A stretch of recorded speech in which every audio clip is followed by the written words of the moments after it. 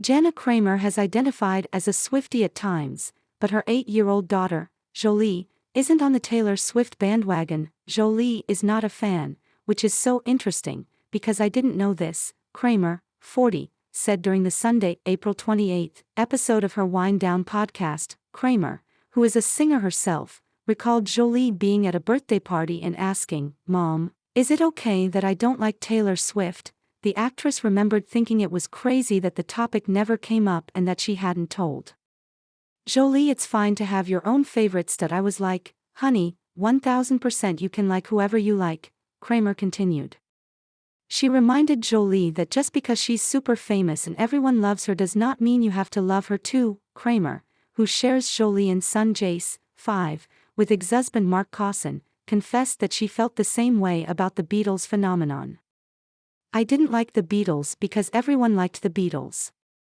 I always kinda go opposite," Kramer told her co-hosts and listeners. When it comes to Swift, 34, Kramer explained that she goes through phases. "Alan always makes fun of me, he's like, 'You're obsessed with Taylor Swift,'" she said.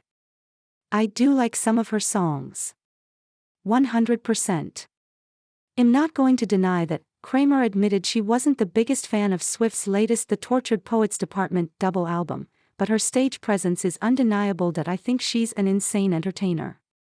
She's very calculated," she said of Swift, who dropped TTPD earlier this month. "I don't love the new album. I kinda got a little bored.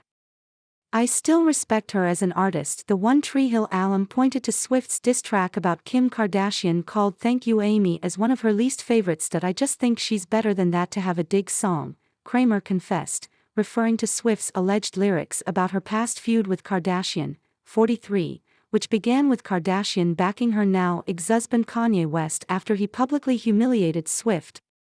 Some of Swift's lyrics compare Kardashian aka Amy to a high school bully after the reality star sided with West, 46, and hinted that Swift was a snake. In her new song, Swift sings about someone who threatens to push me down the stairs and laughed at each baby step I'd take to try and succeed. Taylor has moved on and is not looking back, a source exclusively told What's the Gossip earlier this month about the diss track. The song is her final word. Kardashian and Swift have been at odds since she allegedly released an illegally recorded conversation between Swift and West. The recording was about West's 2016 song Famous, in which he claims he made that bitch famous after interrupting Swift's MTV VMAs speech years prior. "Thank you. You have successfully subscribed. Subscribe to newsletter. Subscribe by signing up. I agree to the terms and privacy policy and to receive emails from What's the Gossip deal of the day. Act fast. This Stanley Ice Flow tumbler is on sale.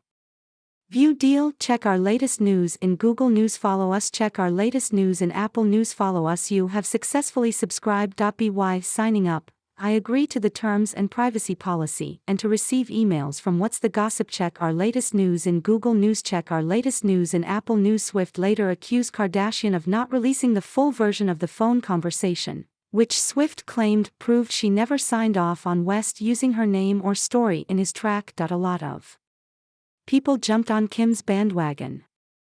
"I can only imagine how that affected Taylor," Kramer said on Sunday, noting that Swift bringing the drama to the surface felt unnecessary. "Now, I feel like Taylor is bigger of a star. Why bring it back up again? You've lessened your power a little bit. That is how I perceive it." Kramer, meanwhile, admitted that many artists keep going back to trauma to produce hit songs. "I wrote a million cheating songs," she said, referring to her ex-husband's infidelity and their eventual divorce in 2021.